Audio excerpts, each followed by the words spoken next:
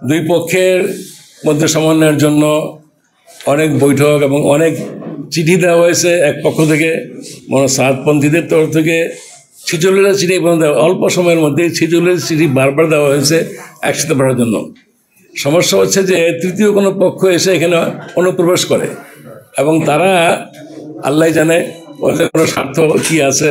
তারা এখানে এটা ওদের মধ্যে অনেকেই তবলিগের সক্রিয়ভাবে কোনো সময় টময় লাগানো এগুলি কিন্তু অংশগ্রহণ করেনি। তথাপি তারা এবং এমনি আমরা দেখছি যে জনগণের মধ্যে তারা একটা রাজনৈতিক দলের সাথে সংশ্লিষ্ট, তো এদের কোনো স্বার্থ থাকতে পারে, আল্লাহ ভালো জানে। তো এই জন্য এদের উপস্থিতির কারণেই এবং সংবাদ সম্মেলন যারা ওরা করছে, ওখানে বক্তব্য যারা রাখছে তাদেরও আপনি দেখবেন যে এরা তবলিগের যারা ওখানে যে সুরা যারা আছে এদের মধ্যে কেউ একজনও নাই। সবাই হচ্ছে অন্য যারা রাজনীতির সঙ্গে জড়িত বা তবলিগের সঙ্গে সেরকম সক্রিয়ভাবে সংশ্লিষ্ট নয়, এরা তাদের প্রধান বক্তব্য রাখছেন এবং তারাই এর মধ্যে একটা বলা যেতে পারে বাঁকড়া দিচ্ছে আর কি।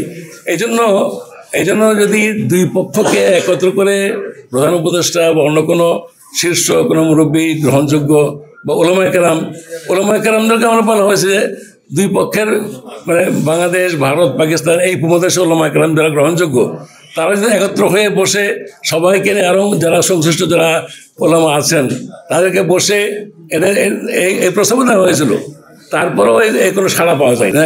একটা পক্ষ তো মূলধারা যেটা আমরা বলছি, সেই মূলধারা তো মূলধারার সাথেই আছে।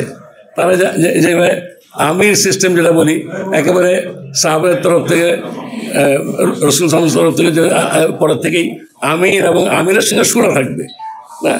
এটা দুনিয়ার দিনই সমস্ত রকমের প্রতিষ্ঠানে যে রয়েছে এবং দুনিয়াবি যে সমস্ত সংগঠন প্রতিষ্ঠান তার মধ্যে একজন নেতা, সভাপতি বা একজন শীর্ষ ব্যক্তি থাকেন।